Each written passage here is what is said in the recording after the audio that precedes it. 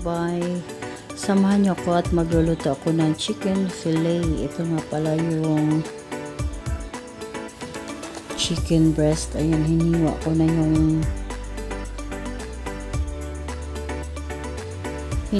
na sa kahaba. Tapos nilagyan ko na to ng mga sangkap niya, paminta, crispy fry,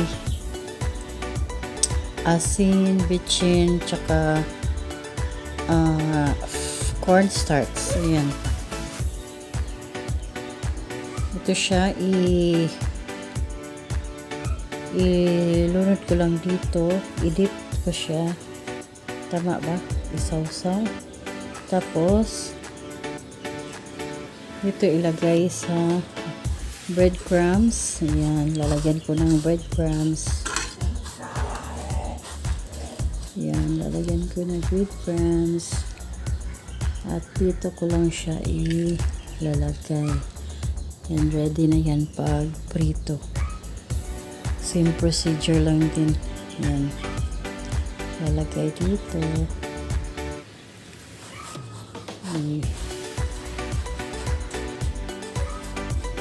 Paggiling-giling sa breadcrumbs.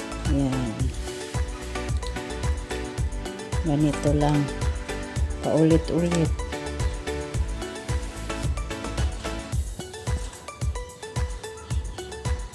Guys, malapit na matapos.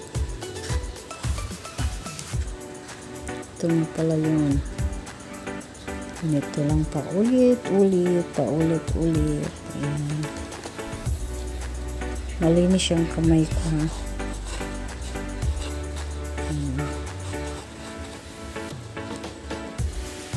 Siya, ready to cook na siya.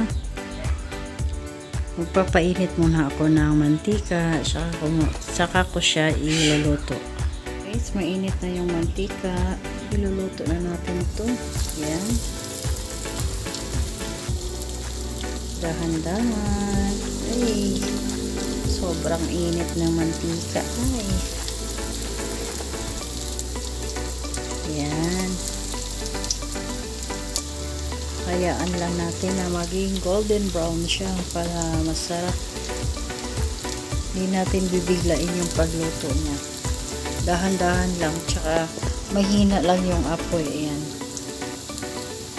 Ayan na siya.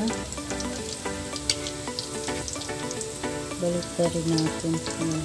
Kasi medyo brown na yung kulay na. Luto na siya. Madali lang naman itong maluto kasi nga puro laman ito. Ayan. Luto na siya. Ilalagay na natin dito sa salaan para masala yung mantika niya.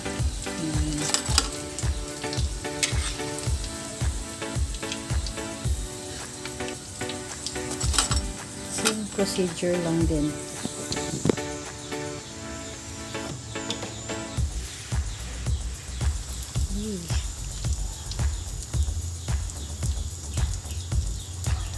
Yan.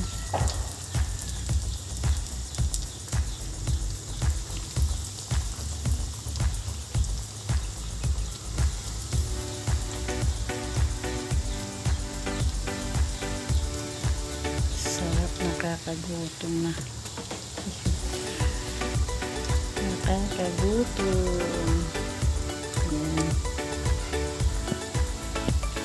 Guys, luto na siya.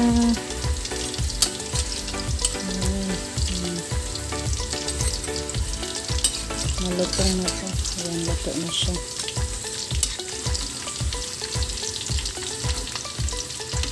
Luto na siya. Ito na yan.